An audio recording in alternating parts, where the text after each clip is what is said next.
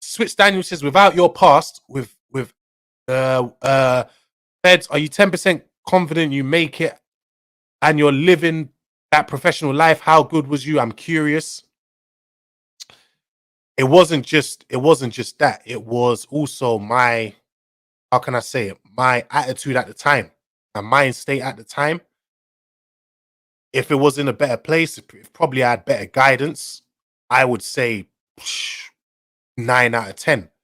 But I just didn't have that. Do you get what I mean? I didn't have that. I was just doing whatever I felt I could do. AB, but obviously that time's gone now, so I'm doing this now, innit?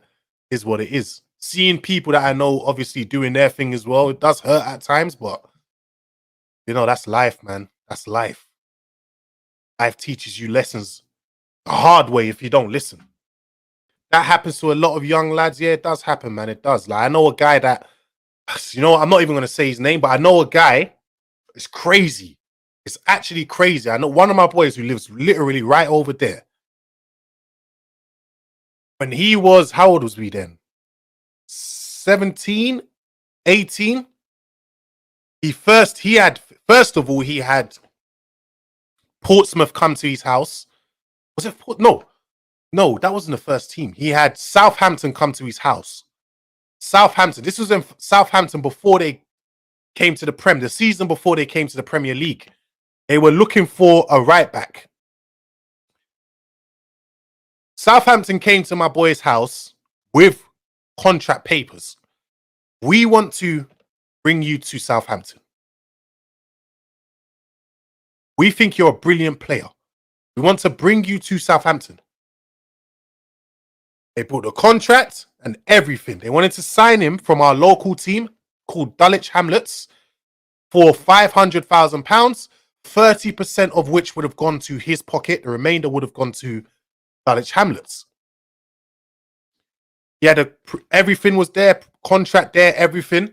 That would have taken him from Dulwich Hamlets to Southampton. His dad, and I probably shouldn't be telling this story, but, you know, I don't think it will get to him anyway.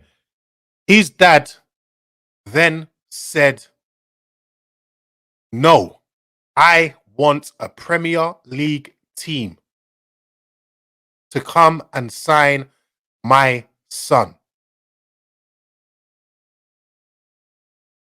That's what his dad said.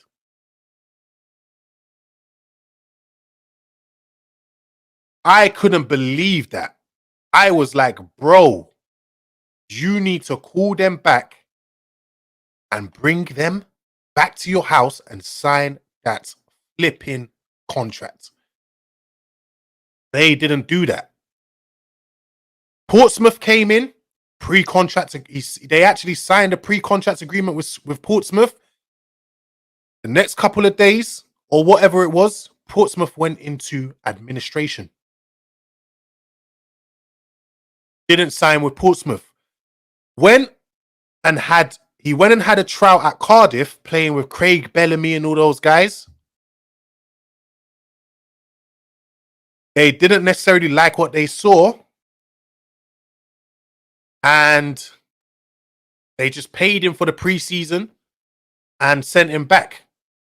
And after what he did with Southampton, he tried to go back to the local team, and the local team didn't accept him. They were angry at what he did, and they terminated his contract. And after that, his life took a downward spiral, ended up in prison. Now he's picking things up. Well, you see, when opportunities come your way, you take it. Instead of Southampton taking him, Southampton then went to, I believe, who was it? Stockwell, wherever. And they went and picked up, guess the player's name instead, Nathaniel Klein. They went and picked up Nathaniel Klein instead. My boy was way better than Nathaniel Klein.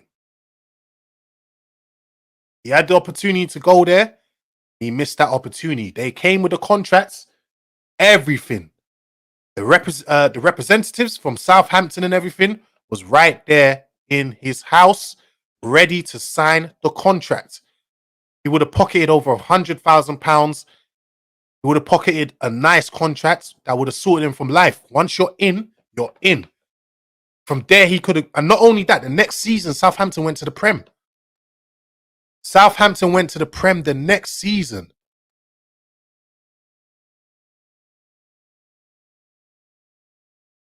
He's not playing football no more. When opportunities come your way, no matter what team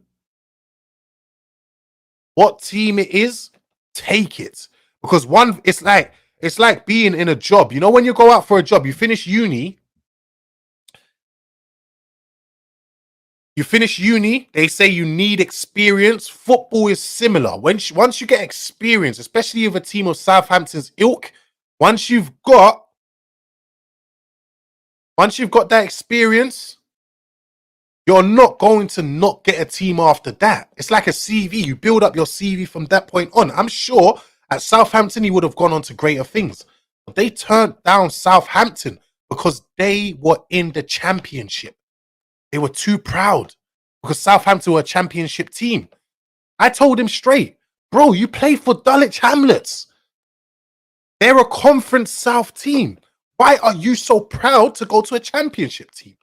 But they didn't want to listen. Look at how it ended up. It's so peak. I feel, obviously now he's picking his life up and everything, but it was so peak.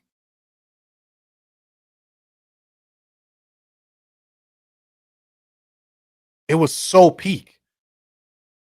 Rodrigo Rogers says, tell us how you ended up in Brazil, aka Bundaland.